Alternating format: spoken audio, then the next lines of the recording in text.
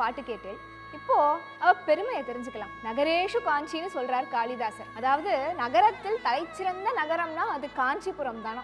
காஞ்சிபுரம்ங்கிற கிரீடத்துக்கு அழகும் பெருமையும் சேர்க்கிற மாதிரி ஒரு வைரக்கல் போல திகழ்பவள் சர்வலோக ஜெகன்மாதாவான காஞ்சி காமாட்சி. காமாட்சினாலே தன் பக்தர்களின் இச்சைகளை பூர்த்தி பண்றவள்னு அர்த்தம். இங்க ஒண்ணு நம்ம புரிஞ்சுக்கணும். இச்சை அப்படின்னா லௌகீக இச்சைகள் கிடையாது. கார் வாங்கணும், வீடு வாங்கணும், ப்ரமோஷன் கிடைக்கணும், பொண்ணுக்கு நல்ல வரன் அமையணும், இந்த மாதிரி இச்சைகள் கிடையாது.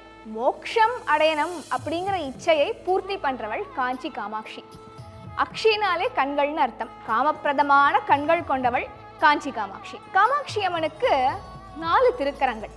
அதுல ஒரு திருக்கரத்துல கரும்பால் ஆன வில்லு வச்சுட்டு இருக்கா. இரும்பு வில் கேள்விப்பட்டிருப்பேள்.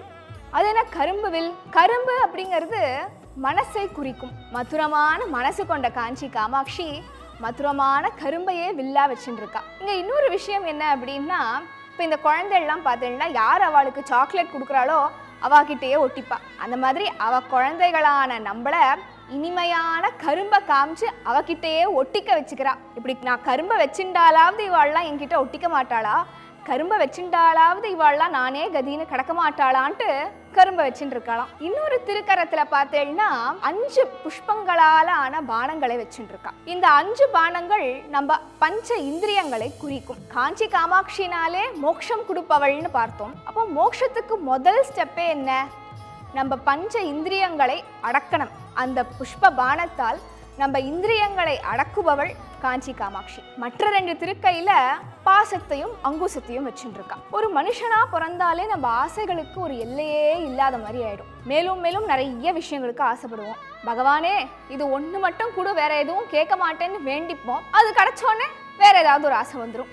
அதனால ஒரு மனுஷனா பிறந்தாலே நம்ம ஆசைகளுக்கு ஒரு எல்லையே இல்லை. மோட்சம் அடையணும்னா முதல்ல ஆசைகளை விட்டு தள்ளணும். அதுக்கு நம்மளை ரெடி பண்றாளாம் காஞ்சி காமாட்சி. அந்த பாசக்கயரால் அந்த இச்சைகளை நீக்குபவள் காஞ்சி காமாட்சி. இந்த அங்குசம் எதுக்குன்னு பார்த்தேன்னா, ஒரு அம்மாவுக்கு அவ குழந்தைகள் மேல எவ்வளோ அன்பும் பாசமும் இருந்தா கூட அந்த குழந்தைகள் தப்பு காரியம் பண்றச்சே 4 திட்டு தண்டிச்சு அவளை சீர்திருத்தலா இல்லையா? அதே மாதிரி நம்ம தப்பான வழியில போறச்சே அந்த அங்குசத்தால் நமக்கு தண்டனை கொடுத்து சரியான வழிக்கு நம்மளை கொண்டு வராளாம் காஞ்சி காமேஸ்வரி.